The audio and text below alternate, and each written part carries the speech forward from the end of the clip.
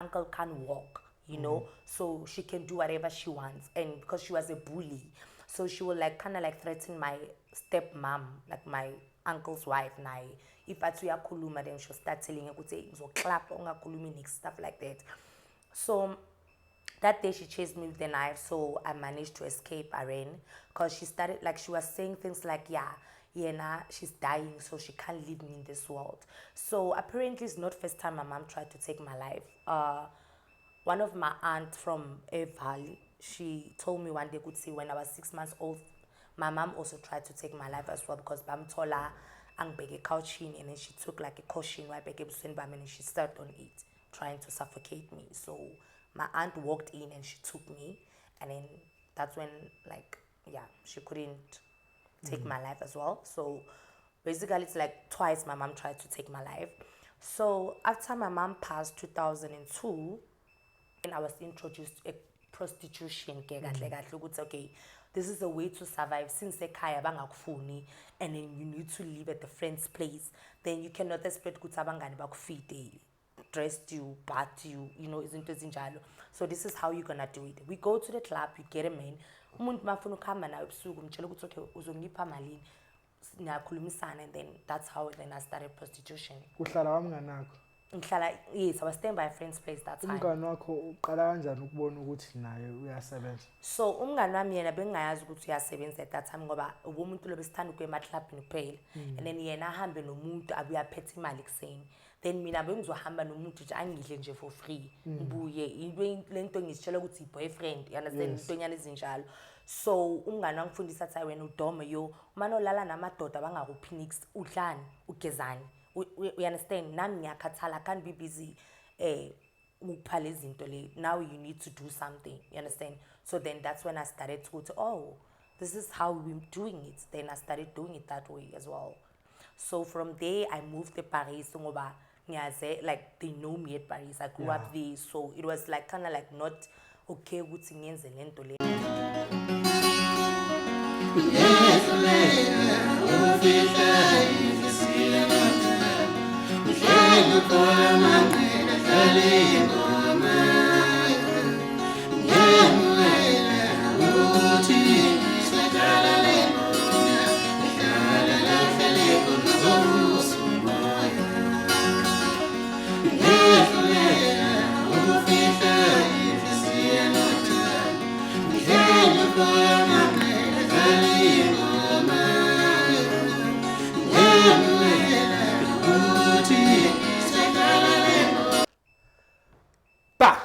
Bukele Perfect TV lapha emakhaya. Ngiyanimukela igama uShepherd Wamanqele. Dabuka ngapha wahlabisa empembeni isigodi la ngibuya khona ke. Sibuyile namhlanje episode entsha eshisayo njengenjwayelo. Njengowazi hlezi kuphathele indaba ezinteresting zabantu abahlukahlukene ababhekana nezinkinga ngokuhlukahlukana kwazo. Namhlanje ngiphethe usisi uMapuleke ositshela about her journey through prostitution, drugs, everything. Ilapha adlule khona ke lapha empilweni. Bafethu isekhona izibhethi, ngiyacela ngene lapho kwi-link lapho kwi-bio yethu description, ungene uthi PTV50 udlala khona. Bathi uyawina ama udlala kakhulu ngale code yethu uthi PTV50, ungene izibhethi uhambe uyobheja free 50 spin, uthole i-voucher ka 50 rand. Ufunani bafethu? Siswami angikumukele kwi-Perfect TV, sibonge isikhathi sakho to visit us la kwi-Perfect. Ngiyabonga. Sikhuluma nobani? Bayazi ukuthi uMapule, abazi ukuthi igama uqhamukaphi, all these things. Okay, Emma is a young lady whose mother introduced her to sex at the age of 4. As a way of her living, her mom used to sleep with the male clients in front of her. So at the age of 15 years old, Emma started prostituting herself. I am Emma Emily Pule, and this is my story.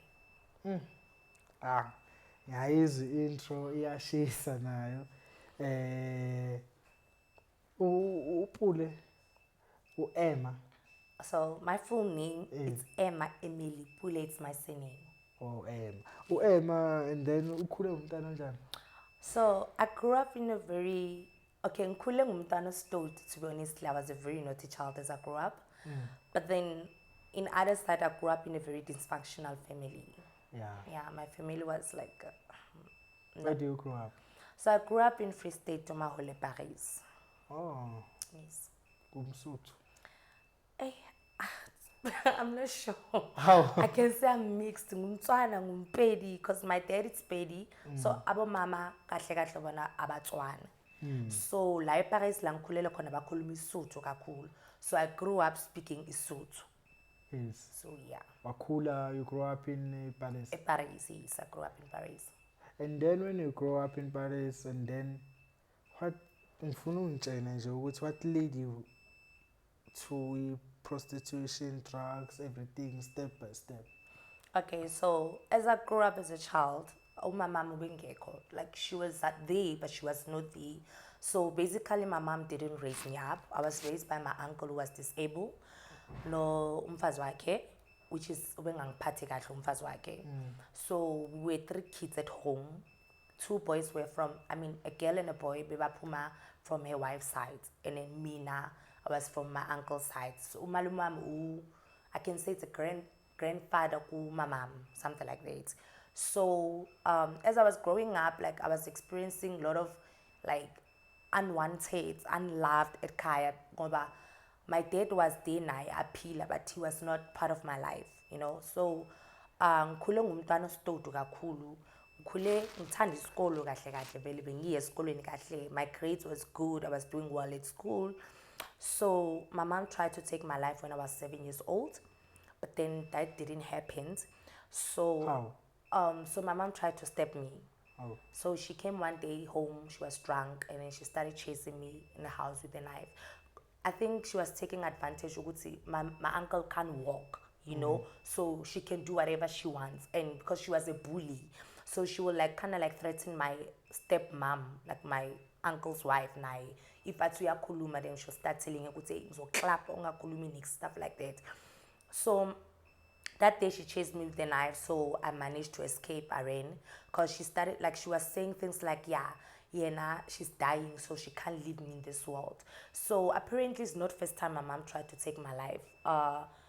One of my aunts from a valley, she told me one day, could see when I was 6 months old, my mom also tried to take my life as well because bamtola angbeke couching, and then she took like a caution and she stepped on it, trying to suffocate me. So my aunt walked in and she took me, and then that's when she couldn't take my life as well. So basically it's like twice my mom tried to take my life.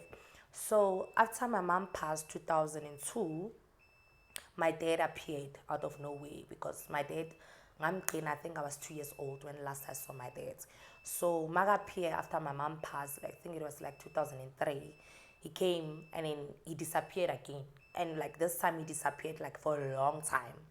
So at the age of 14 years, I started being naughty. Ngafuna ukulalela endlini, ngafuna sengiqala ngihamba amaklabhu, sengiqala ngilala nabafana, stuff like that, you know. So my uncle like waqala basa lento lokuthi yazini angithi awusafuna ukulalela wena la endlini. So kungcono ukuthi wena uphume la endlini uyobona ukuthi uhlala kuphi ngoba you don't want to listen to anyone. You want to do what you want to do, you know. So I tried to commit suicide. That was my second suicide I tried to commit because I remember the first one I tried to commit, I was 10 years old, where I drank a needle, like those long needle. I drank it. Even in today, I can't tell where is that needle. Only God knows where is that needle. So I drank that needle. I was 10 years old. And then when my uncle chased me out in the house when I was 14 years old, I drank a bottle of chick. You know those blue chick? I tried to drink that chick and it just closed like my air pipes and stuff like that. And then I ended up in hospital. They drained it out. Banginikeza lento lengaphalaza yaphuma yonke. And then because malumam that time he was like actually mali grant ukuthi anginabazali, but while my parents are still alive ngoba ngithi they were not there. Like my mom already passed, but my dad was not there. So the money for that grant wayithola ngisasemncane ukuthi akhona ukungikhulisa and stuff like that. So my uncle decided to ukubizela ama-social worker ukuthi okay mina ngibank in school, angisafuna ukulalela, angisafuna ukuhlala endlini. They tried to talk to me. I think I listened for 2 weeks, and then after that I started.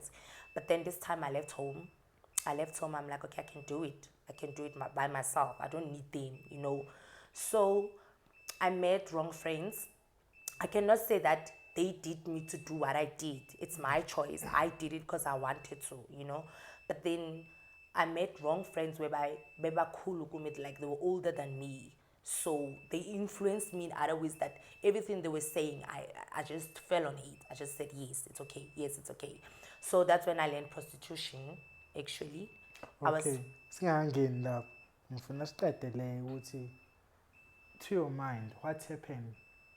Lezi zonke izinto ezenzayo yini kuwe ungasalala ekhaya uyamaklabhini udlala nabafana kwenzakalani kuwe? Yazine, most of people they don't believe because there is that generational curse. You know, my mom, it's a bloodline curse thing. My mom did those stuff. My mom didn't listen, like hearing her story because I don't know her. I don't know my mom. Basically, I don't know my mom. So listen to my mama abazenza. Then I took from her. It's a generational curse, but in that present moment, mina benga realize what I was doing is wrong. I thought I angfunu ekaya. My parents abangfuni. You know, na devil uzangama lezinto the lies. Yes. Then you start believing in those lies. Yeah, you know, you are good for this. Abakuthanda ekhaya. Akunamuntu, you understand?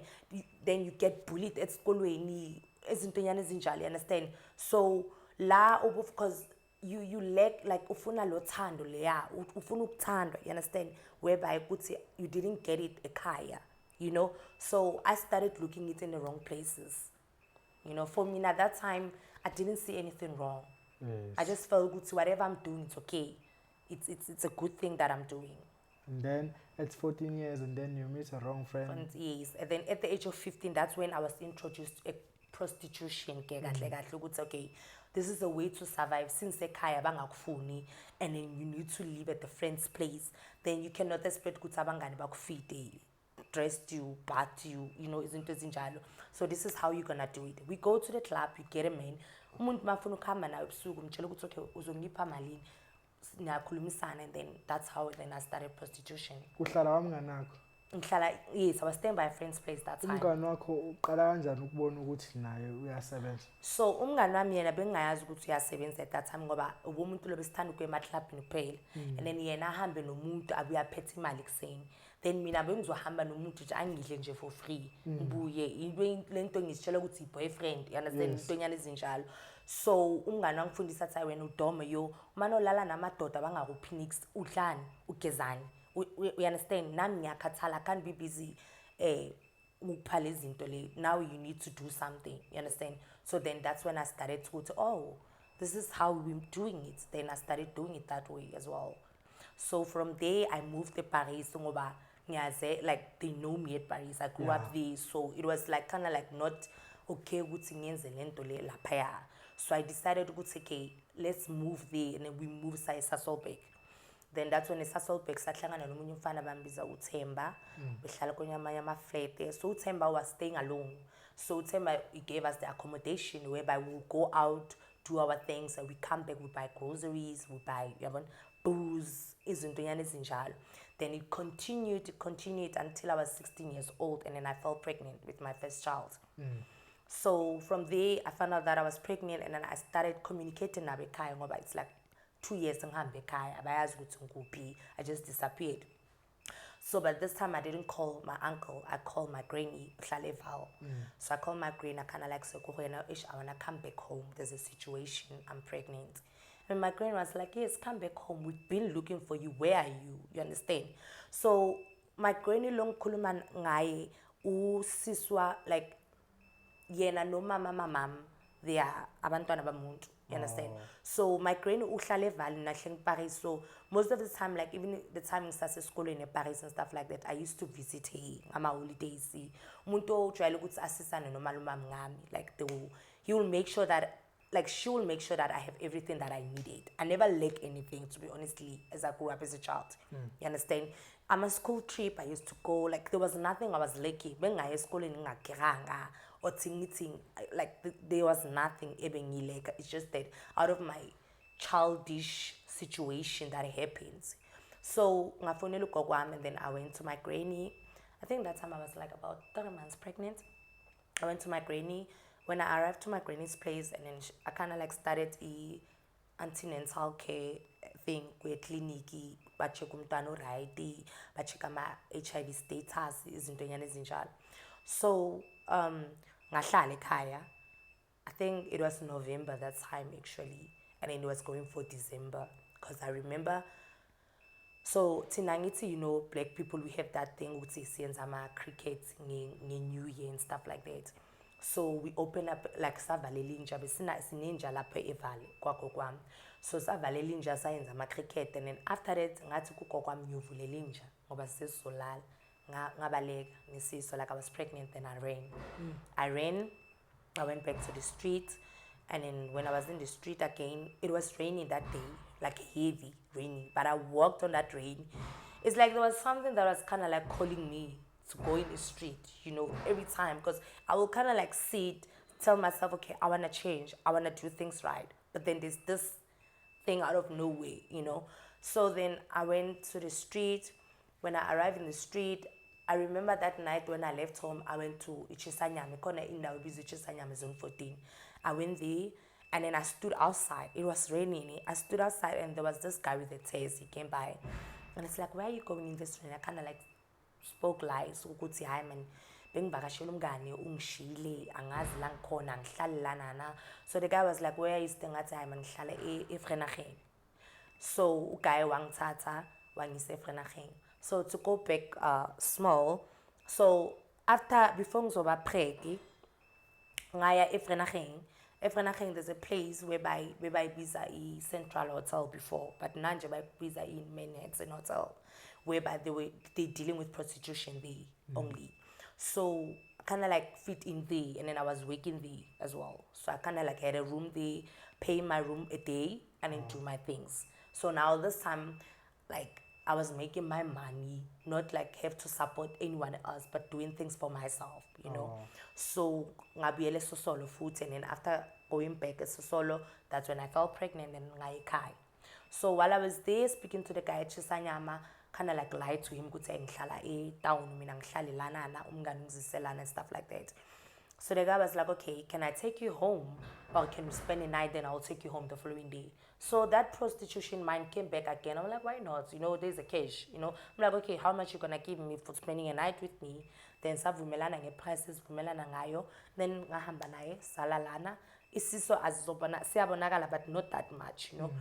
And then the following day, uguy wangithatha wangisa town, wanginikeza imali yami sharp, and then I went back to Central Hotel again. Then I continued with prostitution there, prostituting for myself while you're pregnant. While I was pregnant. And then it happened, good see, January on the 25th, I will never forget that day, 2010. It was 2010, yes. I started feeling like I'm a cramps inside, like in my tummy. But then I didn't take it seriously, you know, because the time I was like more in weed, like smoking weed kakulu and puza kakulu. So when I feel I'm a pain that much, but then it continued, like every day the pains became very heavy, whereby one night I left with a client. He took me for a whole night. We went to a hotel where he booked. And then when we arrived there, we did our things, but I was in pain, but then I don't know, something in me just kept on going, even though the way I was feeling that I'm not okay. So after that, in the morning, the guy left me there, he gave me my cash, and then he left.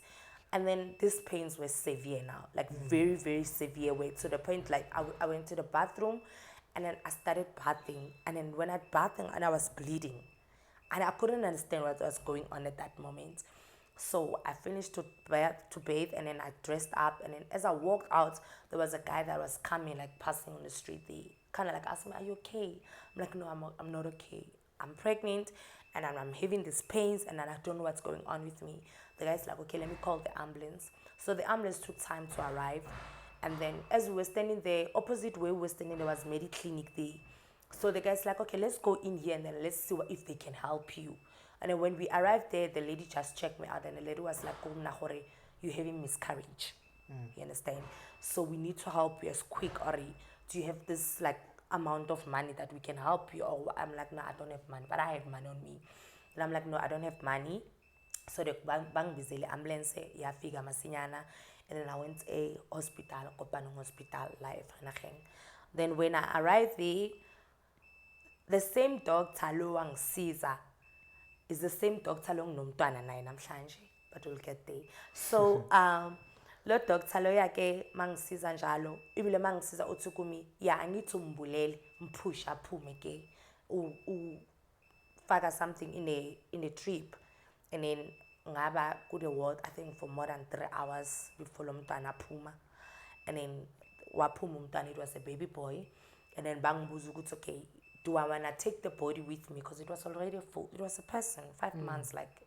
So bangibuza ukuthi do you want to take a child with you, or do you sign a consent ukuthi simchise la esibhedlela. Then I was like, because thinking ukuthi ngibalekile ekhaya, who am I gonna call and what am I gonna do? I was like, nah, I'm gonna sign the consent form, you guys can, you understand.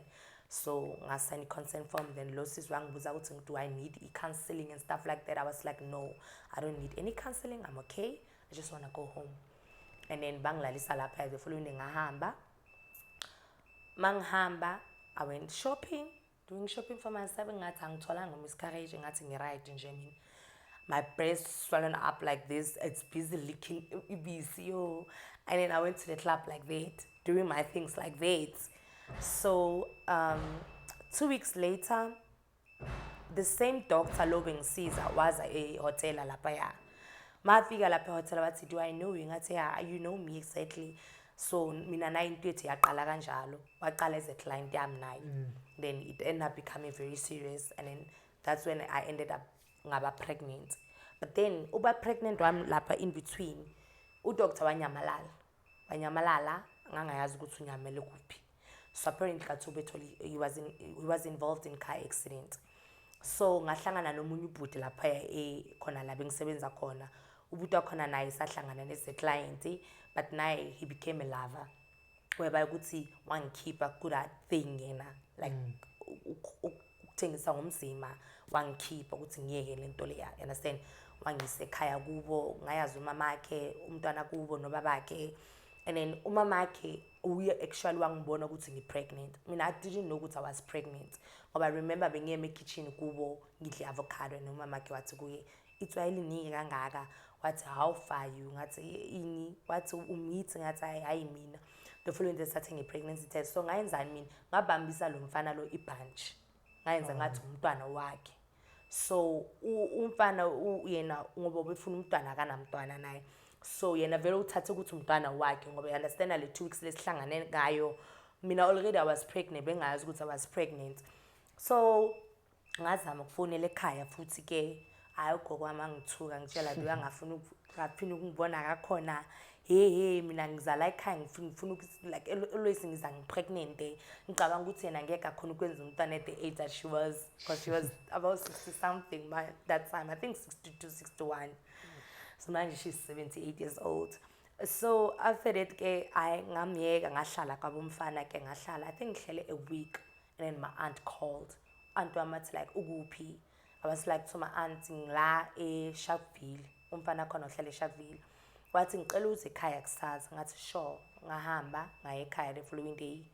Then u-aunt wami wathi ucela ngihlale ngisiphathe kahle, ngikhulise umntwana, bangibuza kwenzakalani ngomntwana kuqala, I have to speak the truth, ngoba bathi mina ngafona ngathi hey umntwana ngithola umntwana esibhedlela, bathenga impahla zomntwana baya abangitholanga esibhedlela. But I don't remember doing that, but maybe I did it. So ngabuyela ekhaya, I was doing well. Hey, I saw my life coming back again. I was doing well, ngathola intombazana, a beautiful baby girl. Akafani nami nje ngoba nje umntwana muhle kabi. So ngathola umntwana umpho igama lakhe. She's 13 years old now.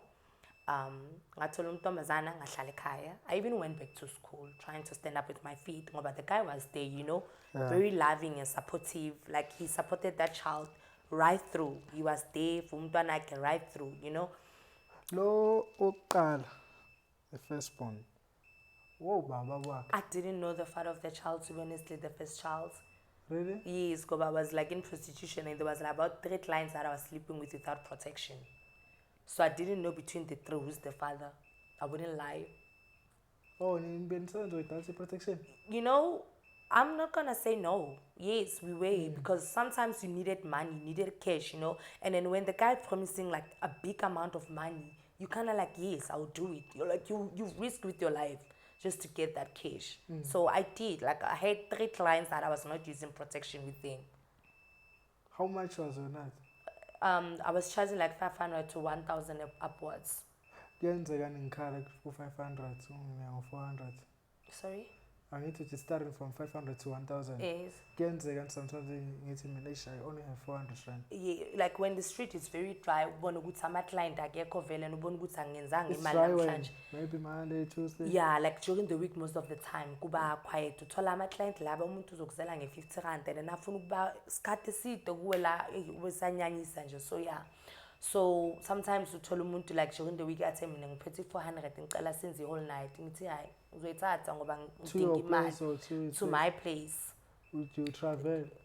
There at the hotel. Yes. Oh, on a hotel? Yeah, on the hotel. Awusebenzeli ngaphandle? No, when I go outside, it's 1,000 rand upwards. I don't go lower than that. Wagaya ngaphandle ubulala nangaphandle? Sorry? Kwi-clients? Yes, bengilala nabo.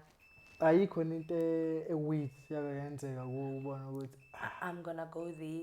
There is a lot that happens actually. So, where was I?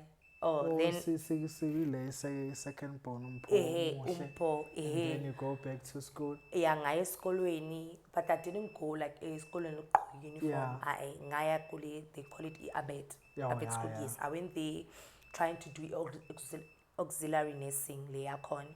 Then I was doing well. Hey, I was doing well. Nathandana no guy. Sathandana no guy. Usasekhona empilweni nomntwana ku Doctor right. still nowhere to be found. Yes. And then umntwana makathi 9 months nanku guy wanyamalala naye. Uthi guy waya kuphi only God knows naye. So uguy apparently ubedila ngama drugs. Uguy lo ubethengisa ama drugs. Mina bengiyazi lapha esitolo sakhe eTaxi Rank le ubethengisa like ama fruits, ama chips, intonyana ezinjalo. Kathi no ubethengisa inyawupi. So uguy ukuthi anyamalale wazothathwa ulomuntu abamdilela la eJoburg. Ukuthi obemgoleta imali eningi bamthatha ngemoto bathi abantu bagcine bamfaka ebhudini abanzi kwezakaleni ngaye. So ngaba disturbed from there, you understand? So mangiba disturbed njalo ngaqala futhi ngase ngicala ngiphuze esikolweni, ngase ngicala ngikhuluma mangendlini ngithi ngisinama assignment ngama Saturday ngingafuni ukubana nomntwana. Bengayazi why but bengingafuni nje ukubana nomntwana. So my aunt from Blom uzabaza like angama weekend azekhaya ngimshiye nomntwana and unomntwana no 2 years uaunt wami naye, you understand? So ngikhuluma manga ukuthi I need to go school ngenza project. So ngicela ungisalele umntwana avume uaunt wami. So I need umntwana like bengi breastfeeder then ngapha athatha nebhodlela. So after that one day ngahamba ngaya esikolweni ngangabuyi. Ngabuya saya esikolweni saphuza. So bengazi ugogo wami ubengekho ashiya imali endlini. So I stole her money and then ngahamba ngangalanda umntwana ecrèche ngahamba. Ngayefika Vereeniging futhi. Ngahlala lapho for 2 weeks bamana bangifonela ekhaya. Hey umntwana uyafuna. Hey ini ngabuya on the day of my daughter's birthday which was 24th June. Mangibuya umntwana u10 umntwana maka 10 ugogo wami ukwatela akangikhulumisi. Abantu bangikwatele bonke endlini abangikhulumisi ngikhona la ngathi hayi ngizohlala nabantu bangikwatele kusizani 2 days yonke ngihlele endlini abangikhulumisi. Awuyiboni into wrong. Ngibona into wrong mina ngibona kahle ukuthi lento engiyenza mina i right bona aba understand yibo banga understand, you understand? And bona ukuthi bangifunela impilo but mina angiyiboni lento, mina ngibona ngathi bona yibo ba wrong. So after that kwenzakalani like number 3 ekhaya kube ine funeral. Le 2 days bangakhulumisa ngaye ngathi ngizobabonisa umntwana walala ngambeka ebhedeni ngapaka ibag thatha imali ugogo wami yonke futhi ngajontshwa imali ugogo wami no-aunt wami uzile from Springs ngathatha imali yakhe ngafaka ebhekeni. Omunye umngane wami lahlala opposite ekhaya weza ngathi yena ngicela ngibhekele umntwana sengikhipha amabheki ngifike like I hide them behind the dog house ngoba ngithi besine like istand ungakhona ukusijumpa ujumpele next door double lapho kumele ngapha so ungakhona uphume ke gate bazokubona. So sengifihla amabheke ngaphaya already. Everything sengifihle ngaphaya. Ngigqoka igown ngesingathi ngiyolala. Hayi ngajump igate. Ngathi kumngane nami cela ungibhekele umntwana ngiyabuya ngiyonikeza inje ukudla ngaphuma no the food for the dog ngayinikeza inja mangiceda ngathatha ibheke ngajump istrata ngajumpa ngahamba. Ngangaphindi ngibuyele ekhaya. Akathi this time ke zashuba. I fell in the wrong hands. Zashuba ke ubuclever bolamba ngiqanga ukuthi ngiyiclever. So ngabuyela lapha kule club. Mangibuyela kule club ngamana ngacontinue ke ngento ngiyenzayo. Ngahlangana neclient yeNigeria. Le client leNigeria ke ibiclient ke yena I keep imali ke shim. Akhona manager. Yo. I keep imali ubaba ne. Ubaba mangithi ngifuna lo ngithi I think I was doing my hairstyle every 2 weeks change hairstyle. Faka amazip hey. UNigeria ngithi ngifuna lokhu uNigeria yenza. Kathe uNigeria ngisondeza ngithi they low you in like that. UNigeria mana ngisondeza la until la yena afuna khona. UNigeria wasaqala ufika ngengqondo zakhe ukuthi azini ufuna ukukhipha kule ndlu lena uzokufunela iroom la uzoba comfortable khona. Ngikhona ukubana na instead of umani ubhadala mina I'll pay for the room when uzenzile imali grant le uyifunayo. Khona ubuyela esikolweni you understand ama plan konke lawo sharp iNigeria la ngikhipha ku Central Hotel la ngifunela indawo. It was a nice one room. Why finish in Nigeria a room yabanhle. One night uNigeria wangibizela iclient. So angithi ubeyazi ukuthi ngiya prostitute. Sengiyi girlfriend yakhe ungibizela iclient. Nigeria mangibizela Awungekho with. You know that time ukuthi ngifuna imali bengayiboni wrong but then mase ngihlele manje sometimes ngicabanga ngithi ungathi ngiyigirlfriend yakho bese ngibizela umuntu omunye azolala nami angithani mus. So but that time bengaboni into wrong ngoba mina bengisifunela imali athi khona iclient le yami eceda ukufika ephuma eJoburg ufuna intombazana efresh. Angithi laba bangabhema ama drugs basase in a good condition. Ngizimo sase right. You understand? Akayazi ama drugs angithi laba abasebabhema ama drugs batho ukuthi abasase in a good condition. Batsho njalo bona. Yeah. Sharp. I don't know this guy wants a very young fresh girl, you know. Sharp. Nigeria la ngithatha la ngisa kule ndawo. So mangifika lapha so apparently kathi ubuthi wakhona udina amantombazana ayi3 bonke labazisile. Mangifika awavuma kumi asahlala. Wangibuza ngiphuzana ngathi ngiphuza isavana. Wathi ngifuna nani ngathi angathenga ne20 ekhotli izolo. Ngemisolo kuphela yilo lezinto ngizibhemayo. Wangithengela ubuthi wakhipha imali yami lesivumelane ngayo ngayifaka kumi la kahle ngayibheka kahle. Manje ubuthi manje uyachisa man. Qwa ilightari ihamba uyabona angicisha sengibuze ukuthi what is that? Athi no it's rock, it crack. It's what does it do? Yenzani? Athi iyenza ukufile kamnanje. Athi zama. Ngithi ngigrant mina. Ngiroliso le yami. Athi man zama ngizokuphatha ismatch yongahlani. Mangizwa imali ngahlani ngathi malini? Athi ngathi impoqala. Awu malini? Wangiphi 2000 on top of that just ukuthi ngizame lento ayibhemayo. I-night yakho vele 8000. I-night yami bese ngiphe i1.5 yonke. So I edit 2k nje ukuthi ngizame lento ayibhemayo. Ngahlanya ke ngathatha imali mina. Uphethe suitcase umuntu ibheke lezi ngane lezi ngathi ama cooler box stretch ama 2 clip ama yo uphethe imali lobuthi. Ubuthi wangizwisa lento shema don't line ibe mnandi lento from the first that time mangizama that thing was so nice ne. It's rock yo like that time I felt ukuthi umhlaba wami I could change the world ukuthi ngayenza whatever ngifuna ukuyenza manje sengiplana ukuthi ngifuna ukwenzani in this world manje you understand. Sahlala nalobuthi wacela ukuthi simove lapha ya kule ndawo siye ehotel esafe. Sathatha wasihambisa uG wasiza lapho kule hotel. uG mana uyathumuka nje ukuthi izanani yena uyazisa nje thina zimana siyageza sihlele siyadla siyabhema but when you smoke you kind of like lose the appetite of food awudli like I couldn't eat that for a week living naye uGuy simana sibhema I didn't and manje uGuy lo uG mangene uyena uact ngathi uyakwada ukuthi ngibhema ama drugs kahle into abayifuna yena you understand but at that time ube ngafuna ukungibonisa ukuthi kahle uyenzani yena. So he kind of acted like ukuthi he doesn't want me to smoke ama drugs, it's wrong. So wangibizela side yamanasha why are you taking that? Why I told you mustn't smoke those things. Those things are not good for you. Look at you now. You must go and sleep. It's after a week manje ngiphethe imali enyini kanjani imali ngisiteshe ngifihle asethu uJi uyangihambisa wangithatha wangisa kwakhe wangilise roomini wangisa kwakhe wangithengela ama tablets okudetoxa wangithengela ama tablets appetite wangithengela ukudla okuningi nje athi idla then I regain my strength again ngaba right futhi. So then I continue with prostitution but not on drugs like that much. So the only time when I was smoking, this guy took my numbers. So Magaza like Eval, he used to just call me Sibuke and then atenge yena like angishiyo hotel driver ayotenga then afike sihlale sibheme, you understand? Uchi angayazi ukuthi ngisabheme but it's just that once off thing ukuthi ugayi makhona. Yeah.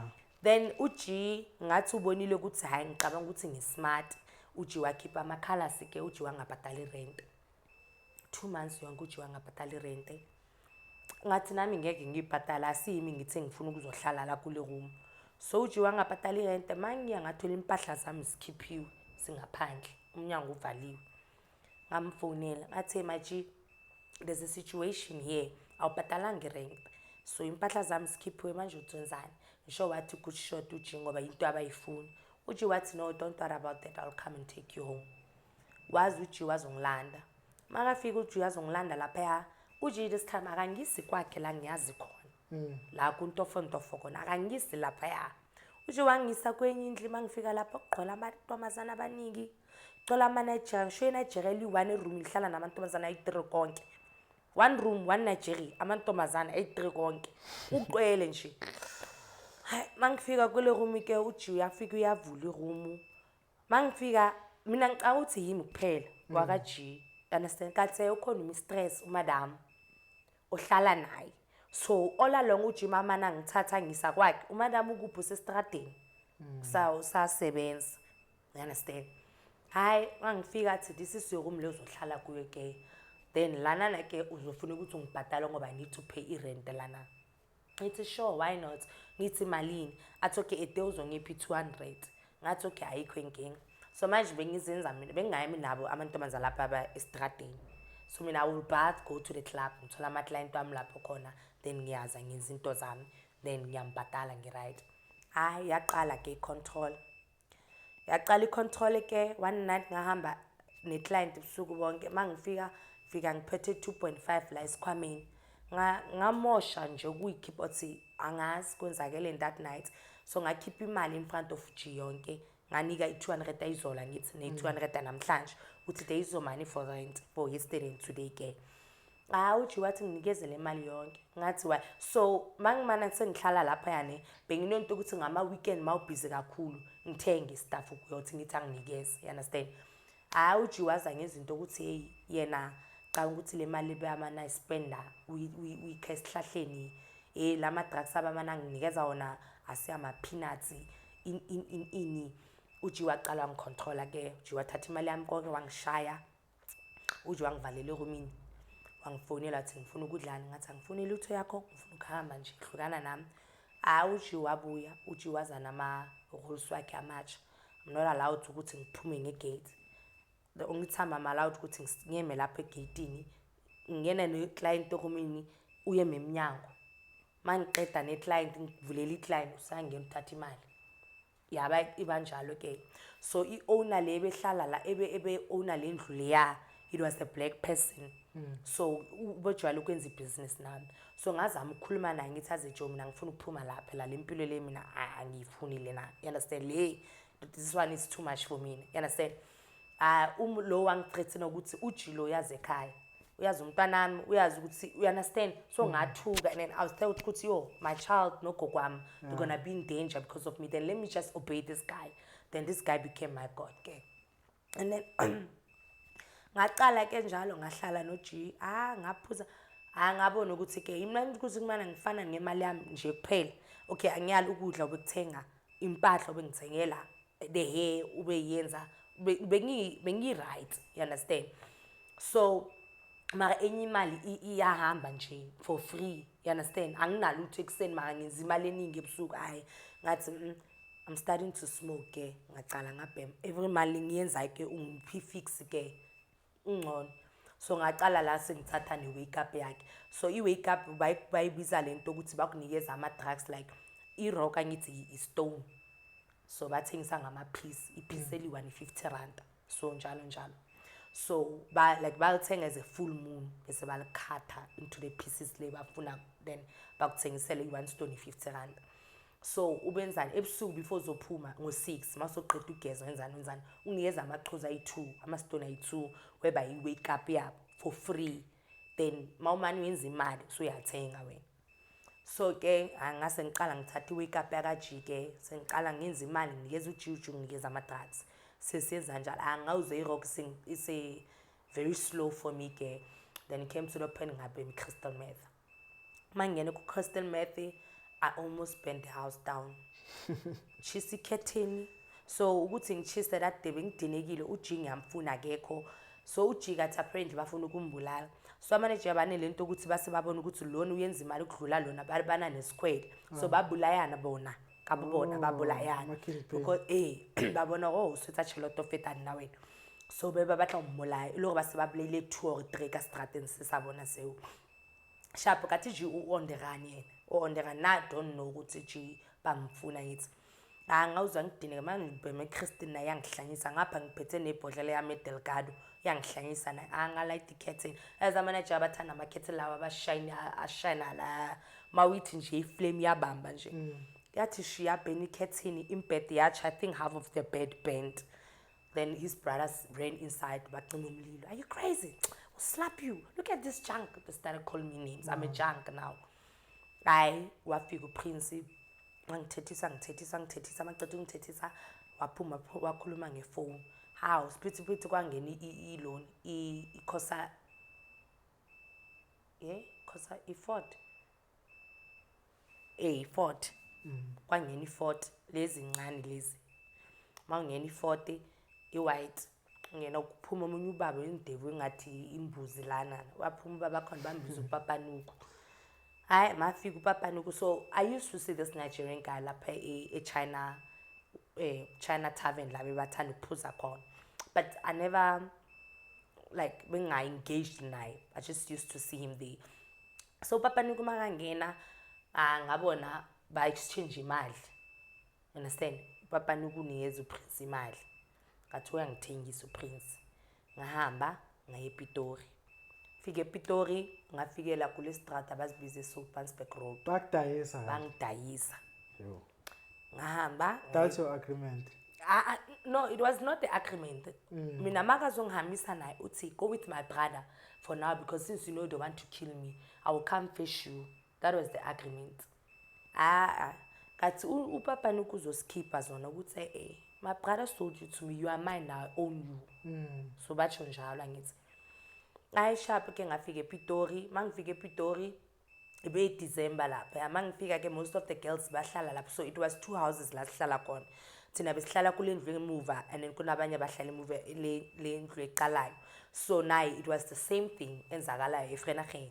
Ama-Nigeria bahlala namantombazana lapha. It's the same hula hoops ukuthi, but lapha into akhona different ukuthi besi emagude, like mawubona that presidential house eMountain ukudlulela ngale Beckett Street besema ngaphaya. So before uyobhema you need to have 300 rand ku, ngoba the waste of petrol kuya for 50 rand is small money. So ngafika lapha ke uPapanuku wanginikeze ikota, like ikota ye full moon. Baku welcome njalo ke wanginikeza nangithengela amabhiya ngasivalela ngabhema ke. Uso crystal manje? Ngisengeke crystal ngoku rock futhi. Bemi rock lapha futhi ke. Ngahlala ngabhema ke sharp. Following the isikhathi sokusebenza manje indawo mangajwalanga kahle, you know that comfortable ukuthi ungayenza into zakho dokujwala ngakhona. Khana like ushayinyana ngingenze imali kahle uPapanuku abona kahle ngathi ngimwestela isikhathi walanda intombazana naye about the same thing until sengijwayele indawo ke ukuthi singakhona ukwenza into zami. So uPapanuku I never slept with him ngoba he was very old for me and he was bangangichami vele benganayo lento leya ukuthi ngathi you understand. So he never took advantage of me ukuthi angishaye. So what Nigerians doing, waqala walala nabo ubona kahle ukuthi uyakuona. So inkinga iqala icontrol and everything iqala lapha ya. Sharp ke ngahlala kwavele ngiyajika bathu KC ngahlanya ke hey sengiyeke uPapanuku sengiyohlala no KC wangishaya umfana wangishaya umfana uKC manje bese yazi ama drugs ne yazi irock bayibizi eat some more you need more like ngathi ngama nofaka so benginothi ukuthi strata masibhoka ngihambe ngiyomhlupha nje sicabane you understand angishaye hayi ngamngala ngabuyela kuPapanuku Papanuku amana ngithatha vele kwavela omunye ke ujiba to escape loya that man he was a devil in a human form loya so loya ke uye ke lo wangihlukumeza that guy abused me like I mean physically emotionally sexually like the scars that you see on my body it's because of that guy angiyanga ePitori nginescar ngithi nesi1 nje nalezela like every scar that you see on my body is because of that guy ubani escape obezibiza ngo-escape but igama lakhe eqinisweni bambiza ngo-Michael Ifine Amobi Igbo guy a very devil human being but I forgave him so ngahlala no-escape mangihlala uthi uhlala nabo njani say so boyfriend uyazi kwenzakalani angithi uPapanuku uhlala like is in Pretoria yes. Then uPapanuku uhlala eSoutpansberg Road then uKC ubehlala eSkuman Street and then uEscape ubehlala le eCameron Court eZansi so mawuhlangana nabo estrata angithi baya driver nabo babheka amantombazana wabo so that he got interested ukumabona intombazana entsha so mana usathi come taste my drugs or ngicela ukwenza business nawe then akubhadala you understand so escape wangithatha njalo yena saqala sayenza business so wangibhadala i100 maqeda wathi do you want to taste my stuff so ngahlanyiswa istaff sakhe ukuthi lesiya besimnandi ukudlula lesiya lengisibhemayo so ngaze ngahamba ngasho uPapanuku ngayohlala noEscape kanjalo so mangihlala noEscape kanjalo ke kathi hayi lo yake ashaya lobudu beshaya ngathi ushaya indoda ngathi ubelwa nendoda ukuthi ukushaya okay ngizokutshela every scar lenginaso emzimeni ukuthi ungishaye kanjani so sahlala ke masihlala njalo kwenzakala ukuthi is 2014 ngayenzakala ukuthi ngaba meet umntwana wakhe waEscape mangima meet njalo ke kwenzakala ukuthi ngithola smoking client so wakhona ukuthola ama smoking client estratela kumlungu abhemayo irock and then ahlala abhema imali eningi boma 50k umuntu ahlala abhema ubusuku bonke so sibheme nalomlungu hlonke sibheme a week yonke nalomlungu simana sibheme so lapha uyazi ne idrug masuyithathe kakhulu like you not yourself awusazi ukuthi kwenzakalani ngawe so uEscape that day umuntu athi uyahamba uEscape athi no ufuna ukungisa edoktheni makathi ufuna ukungisa edoktheni njalo wangineza ama drugs on top of that angisolali ngiqeda ugeza ngikhathele wangineza ama drugs ngabhema wangihambisa kathi ungisa to the abortion clinic mangifika kule ndawo is in Pretoria in Hills Women's Clinic mangifika lapha yake bayenza amasona I'm not there but I'm there I don't ukuthi kwenzakalani you understand but I'm there so wabhadala imali ngabona akhipha imali wabhadala imali bangihlalisa kwenye room mangisangihlele lapha kulo ngithola umunye usisi uhlele lana kuqala mina ngihlele ngapha so mangifika lapha kulo room lapha after isikhathi yazi irock yenzani after isikhathi yaphuma emzimeni like kula kuthi bathi uyahenga ke ngathi ngabhema futhi manje ngoba ngibheme kakhulu ukuhenga wami uzuloya ukukhathala ukuthi ngifuna ukulala manje so lo sisi loke hayi ngiyabona ukuthi kunini silindi doctor la hayi laba sebathi ngidala ngihlele la ke so ngibuza lo sisi ngithi kathi what's going on la idoctor ayifiki na lo sisi athi kimi awuyazi ukuthi kwenzakalani la ngithi I don't know I said no this is abortion clinic already it's late they gave me 2 pills to put under my tongue after 3 hours senze ngiqala ngizwa ama pain esisweni then they took me to this other room what I saw in there like I'm still struggling to forgive myself even in today because of that so what I saw in there it was like very painful because the way they chop umntwana ngakhona in your womb it's not normal like like it's not normal because what they do you go in there then there's this stretcher bed that you sleep on top of it then they tie your feet like this you know and there's this sharp metal that comes, like it's very sharp, standing there, and then they bring that sharp mental, moving it, putting it in your vagina, it goes straight into your womb. And then bona babheke lapha kule screens lace up. So when that thing arrives in your womb, kind of like opens up. When it opens up, it like, and you kind of like hear when it goes like ikatumtwan, im chopper my piece. I was 4 months pregnant that time. So my qeda iyavala futhi iyaphuma, and you see yazi izinto esiphume lapha, you can literally see ukuthi this was a finger, this was a hair, this, like you could see all those things. But yeah, so Was it a legal clinic? it was a legal clinic because it was yeah. So after that girl, I was on land escape, like I was so furious. I hated that guy with everything inside of me. Good, how could you do that? You understand? Why couldn't we sit down and talk about it? You understand? Good, while you know, good, I'm not myself yet. You understand? Find out, good, see, it's a made up because I didn't agree to it. I didn't agree with I want to do abortion. You decided on your own. Ngaba wese ma drugs and gay. Ngaba wese to the point ukuthi ngaluzi weight in a week. Ngaluzi weight ngathi ngiskeleton esihamba esiphila nje, but bengihamba ngiphila. And then wangihlalisa kancane endlini ukuthi ngeke ubhema kancane ngizama pick up and stuff like that. And then nga pick up futhi ke ngaba right. And then nga continue ke so umuntu bese uba worse manje, like uguy bengishaye every month, and bangishaye njalo every month he will close my eyes chili, like literally a choppy chili le orange avala amehlo ami ngayo, and then he will literally take it, that chili, and put it in my vagina. So I don't know what kind of punishment that he was doing or what was he gaining from that. I don't know. I don't know. So he will do that every month. Mangishaya wenza njalo. So lana wangishaya so lana besile clapping enye, so wangishaya ngempama ngangena to the pool table. Le corner a pool table yangivula la. Then I went and stitch. Lana wangishaya ngebanta, like a spray band. Then that's what make me this. Lana wangchisa. Like he kind of like tie my hands together, and then he kind of like took you know this stretchy belt of yours, guys, that is woven like this. Yes, he kind of like took that belt, wabilisa manzi, watela lapene, wateli Dettol. Then when he removed the belt, it came out with my skin. Like it was, I don't know where this one went. I don't know, but they keep on going slowly. Even in this one, it's not that big the way it used to be. So it kind of like going. Then in my back, I have a scar with he stepped me with a full glass. Why puga like on top of me?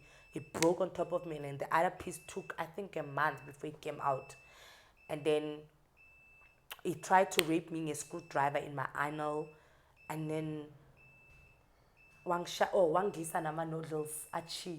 So once I'm sorry to laugh, but it's not funny. So what can Zagala that night? So you know I was drunk the previous night. So lento uvuka ukuthi usaphethe ibhabhalazi batulambile. So I kind of like put my noodles stuff in there. I went to bed just to say ukuthi ngithi kancane. Akathi ngaya khona ukuthonga. So he was not in the house then, aphumile. Mafika the time mina ngiphaphama ngivuka ngithi jo shucks khona into echayo. There was a smoke everywhere in the house. Mangifika kitchen ama noodles ache to the point ukuthi ayenzi, you know, yes. Wangena ngisathi ngikhipha umdudu, wangena wakwata. But angithi you are hungry, you gonna eat those noodles. Ayazi ngacanga ukuthi wadlala. Wangipha lama noodles ever. Wangidlisa nama noodles ngawadla. Yazi ngawadla lama noodles achileyo. Maceda wanginikeza amanzi wathi, you see I'm not bad. I'm even giving you water to take them down. So sharp okay. Ngadla ama noodles achile, and then another incident he broke my Achilles heel ngepompo. So ubese ajwayele lento ukuthi yabona lento le pompo mawuzusa, when you remove that thing of the tape on top, there's this a sharp metal thing that comes out. So he used to use that and step me with it. Like I've got I think few of like things on my, and then like he broke my Achilles heel there with it. Like why vula yavulega like with that thing. And then wangchisa minyo lighter. If you can see my fingers here, there's like some wangchisa lighter here, wangbhena like lighter.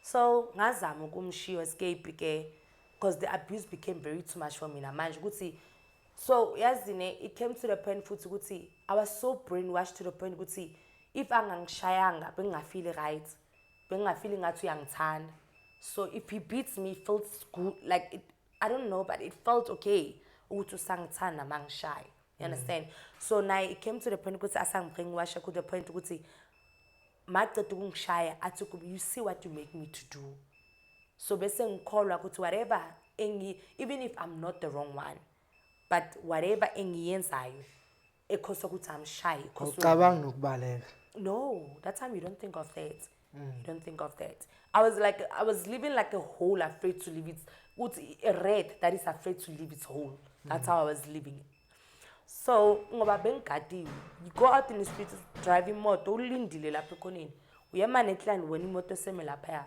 like you understand nokufihla imali I once tried to do that yeah ngathola a bidding of the hell wangishaya that day ukuthi wathatha intambo le cable le electricity like I still have as some of the scars on are gone lana wang step ngimshayela there's step thing there used to be a lot on my body because of that electric thing le abathanda ukungishaya ngayo so after that ke one day ngambophisa I showed amaphoyisa ukuthi ubeka ama drugs kuphi and then I knew ukuthi makaphuma la either I'm gonna die so I have to run for my life so there's this beautiful mama I think the pictures that I sent you khona umama la sigqoke red and white lo mhlophe ehlele lapha phambili ugama lakho Mama V Ovelna Badi she owns a safe house in Pretoria called Jesus for Real so that time Mama V bengahlali la eGutu behlala like khona she was not far from us girls lab is prostitute khona because how did I know her she used to walk in the street like every Wednesdays ngabe my Friday and Saturdays and then she would bring us like cakes ama biscuit abakiwe like with some lipstick things and then there used to be this sort of a prayer note you know and then verse yakhona and then down there is her numbers so I kind of like memorize her numbers so after ngiqeda ubophiso escape I called her ngamtshela ukuthi I'm in trouble wazi azongilanda mangifika lapha ke ngahlala kwakhe ngamtshela ukuthi kwenzakaleni sharp ke hayi ngahlala mangihlele ngapha yake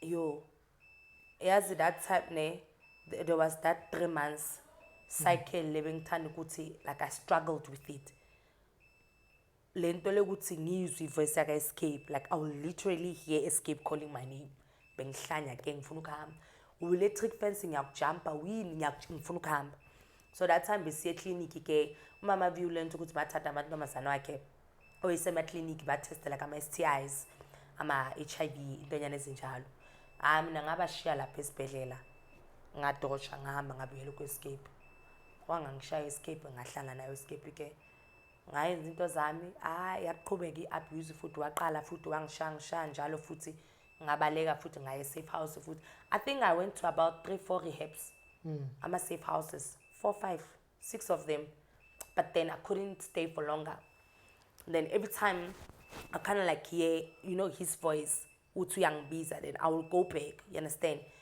then came 2019 I prayed myself out in the street. It was 2019 on the 20th of October. I remember standing on the street corner and then I remember like when I smoked drugs that night I was vomiting everything.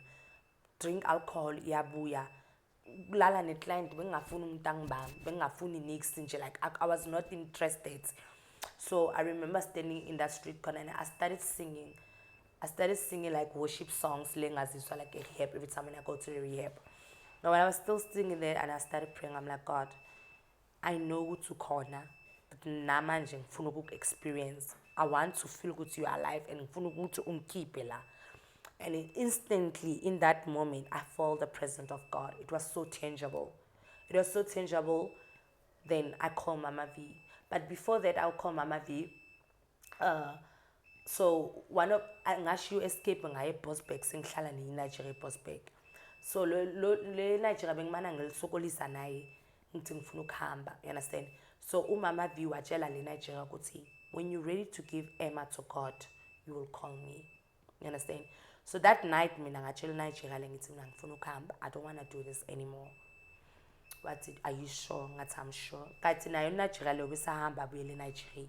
Escape uboshiwe. So escape maboshiwe njalo ngitshela yini untombazana estrateni ngihlangana naye ukuthi uzwile umuntu wakho uboshiwe.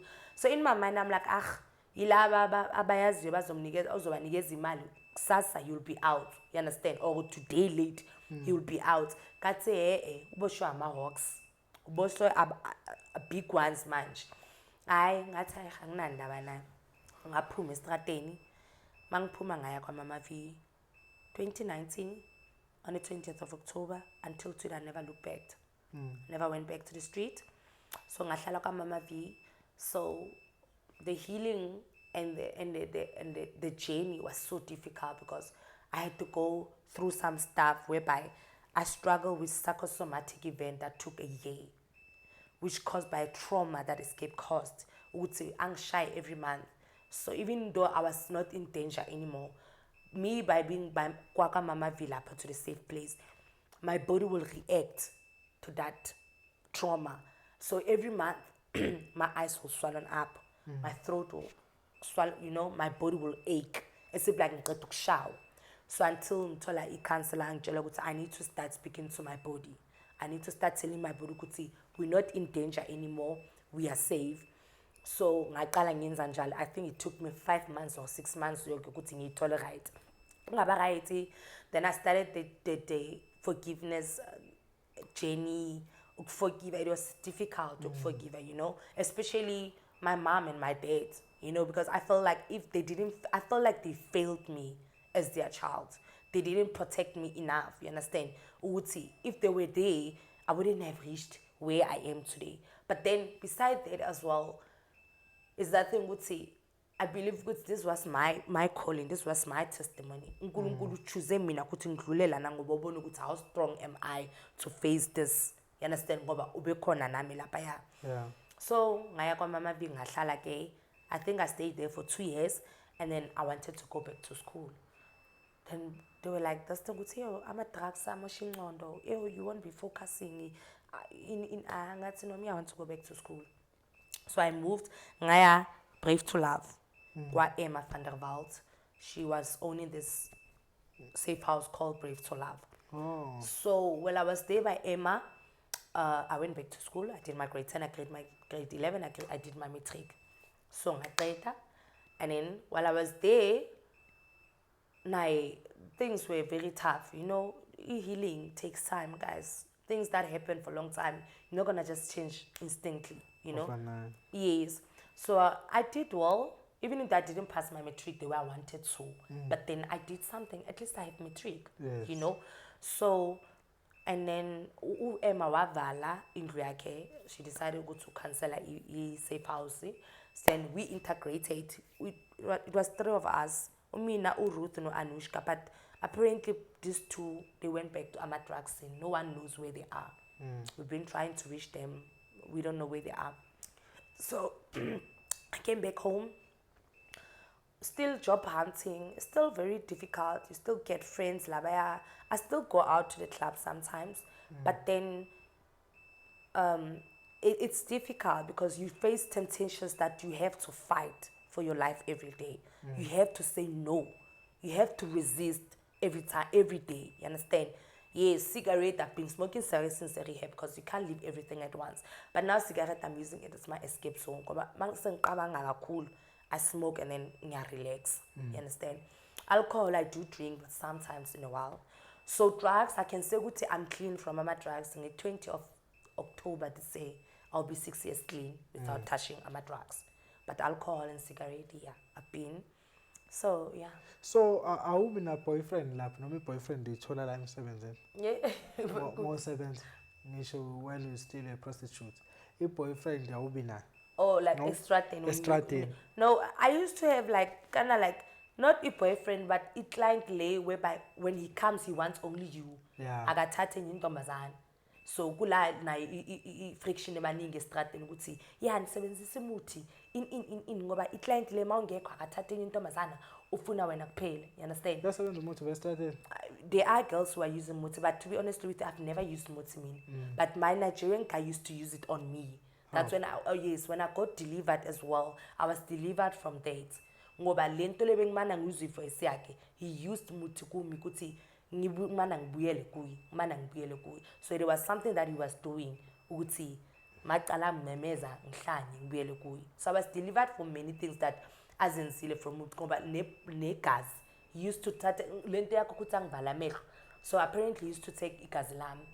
There was these small bottles bathole ekhabothi like atlamwe red ribbon lento le yakhe le hey. So he used to use muti 14. So I forgot to tell you ke escape got boshwe wakhe uboshiwe vele ngempela namanje usasejele since aboshwa 2019.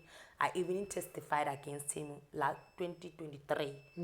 Ngitestifyile bengisekhoto ePretoria High Court. I testified. Yazine, I remember, I'm gonna go back small. I remember the day when he was beating me. There was a point where I stopped crying. I told myself I will never cry again because I felt I'm weak. That's how I felt like, you understand? Then I built this wall in me because I've never cried again. Like I stopped crying again. So I remember that time when he was beating me, he broke one of my leg and my thing with a plank. So while he was beating me like that, I was looking at him. Like I was not crying. He was hitting me so hard where I was bleeding, but I was just staring him in his face, in his eyes. It's like I was looking right through his soul. And it's like, so stop looking at me. Stop looking at me. You know what I did? What I said to him that day? I'm like to him, your day is coming. But I didn't know what I was talking about. Believe me, that time I didn't know what I was talking about. So the day of 8th of August, 2022, when we were testifying, when I was sitting on that chair because we were testifying on a camera and then they were inside court. So when I was testifying there, when I was sitting on that chair and after I prayed, I said to uNkulunkulu, ngicela ungisize ngikhulume nothing but the truth. You understand? Everything that this man did to me, the world needs to know what capable these people are. You understand? So I remember I was sitting there, the Holy Spirit instant in that moment reminded me, this is the day I was talking about. This is the day I was talking about. It was like, it was so funny, but it was, Then after testifying, I told the truth, and then I was called inside to identify them and tell them. So it's 8 of them that are arrested. So they were supposed to be sentenced last year, but then because of after me testifying stood and say, I'm gonna do this, most of the girls now are busy testifying that they've been there as well. Yes, I do know other Nigerians that are there. Yes, I do know them. Yes, so yeah. And then clients when oh yes, I ended up in hospital 3 times whereby I would see, okay, the first one ngahamba ne client. So umuntu wakhona ngathi beyiphoyisa, so ngathi ayisayiphoyisa ngoba masifika kule ndawo le yakhe kule flat le yakhe there's still like uniform yamaphoyisa engelapha, there's ama-badge, you understand, into zabaphoyisa uyazibona lapha. So masifika lapha ke umuntu wangofaka i-champagne ye-Hunter's Dry ngaphuza, and then I remember wathi ngize phezulu and wathi ngenze i-doggy style. Mangenze i-doggy style umuntu waqala wangiclean. I thought he's joking, you know. I'm like, you choking me? And he's like, yeah, die bitch. That's what I remember. And when I woke up, I was lying in the street without shoes, without my jacket, without my bag, only my dress pulled up. I'm full of spams. And then I tried to stand up, but I couldn't walk. I was so weak. So he choked me until I fell unconscious. So he thought I was dead. So I crawled on the street. Oh, I saw a light coming on my left side. So I tried to stand up, but I couldn't stand up. So I crawled. As I crawled at the street, this guy stopped. It was ADT. When this guy stopped, he's like, are you okay? As I tried to talk, the blood was coming out in my mouth. I was, you know. Then when I wiped my face, there was blood coming out in my eyes as well. When I touched it, there was blood coming out. Like I had internal bleeding. It was so that bad. So this guy left. I'm like, oh God, he's leaving me. So the guy came back. It was him, the ambulance, and the police car. And then I passed out again. So when I wake up, I was in ICU as Steve Biko. So kona like lapaya mangivuka ebile ngivuka kunamaphoyisa kunama-social worker uyabona Yeah. they want to take the case udoctor mangi-check-a run ama-test bathola ukuthi sengi-right hayi lo doctor athi ngiqala ukuyibona into eso this is a miracle so bangibuza ukuthi kwenzakalani then my mind was already back then I told them everything lo muntu apparently he's busy hitting other girls 2 were found dead by the same guy you understand umuntu ayisayiphoyisa they still looking for him but abamtholi so the second incident that happened ulelo wangishaya ngesibhamu la iclient and wangiphusha imoto ihamba so mangiphaphama futhi ngiphaphama ngisesibhedlela e-ICU futhi ngakhona still the same miracle again and then the third one mangizobuya the third one lapha ngasilwela yo that time ngize to the point ukuthi sengizwe ukuthi ngikhathele ukuthi ngimala ngilimaza ama-client so i-client bengafuna ukungibhadala qeda kwenza ibhizinisi ngathatha inyawo ngalifaka ngale ngathi sizochayisa sithi ngayifaka esihlahleni imoto sangena ngathi if isifa siyafa then I fought for myself that time imoto yangena esihlahleni yachase ngathatha imali yami ngaphuma emotweni ngawokha ngathola enye lift ngahamba so from there bese nginento ukuthi I learned to listen to the Holy Spirit, that inner voice in me. Kuba sometimes lento yakuwona. You know mawungena emotweni client uzu ukuthi man I'll feel it right maka siyaforce ngenxa ukuthi ufuna ukubhema. But then from those times after all the incidents it came to the point ukuthi mase nguzwa ukuthi mangena emotweni client nguzwa ukuthi angikho right nyani angihambe nawe. Right. Lokwe witchcraft thing as well experience with my clients. No, wagcina go escape. Yeah, maka estrateng bamana abakhuluma ngaba khona amanye ama-client like Athi balana nabantu abathwele. You understand? Abanye omunye askiza ngazi kwenzakalani but askiza. So mina le nga experience ayi-one the snake man. Khona umuntu okhona ukuphela he tends to be a snake. So one night bekubhora estrateng. Quiet. I think it was Wednesday. Obile escape uthi kumi ngizolala. Ngcono uzangipha amaqhuzu ngibheme ngilala. Yabona? Itime man ithi ngime kancane bayithi 10 if ungathweli client ngoba obeyazi like isikhathi samanye emisateni estimated time ukuthi if ungathi ngithatha isikhathi eside ngisothela client is 30 minutes. More than that is too much for me. You understand? So that time yabona ukuthi segcwele ne-hour nje angisotholi client. So I took him man, just come and sleep, it's fine. Yabona time man. Things zami client kwayema ilon kana bayibiza le moto lede le amanyango eminingi Limousine. Black. Mayema umuntu ovula window.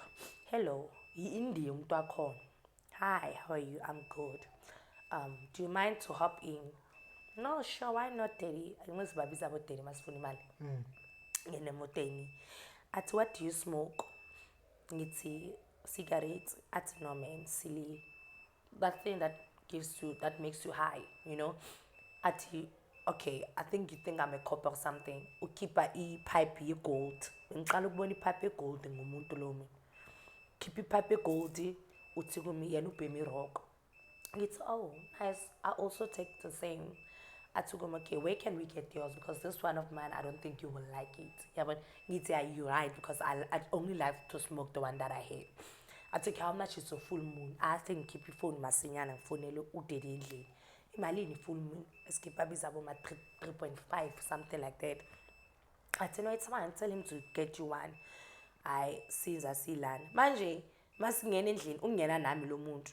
I escape ungibizele ekamreni. So angithi uyenza umuthi naye ufila lento zalo umuntu so ziyaclashana zozwana so uthi kuma escape don't go with that guy is not okay ngithi how uyabona mina ngibona imali ngithi see how much he gave me look at this too much money and you want to buy me full moon I want to go at where you going ngithi 824 hotel that's okay ngene emotweni ngithenga stuff sami sothenga ijwala singene emotweni 824 hotel so that guy Utanda, you know, girls used to talk about that guy, but I've never believed that. I never believed that it's something like that.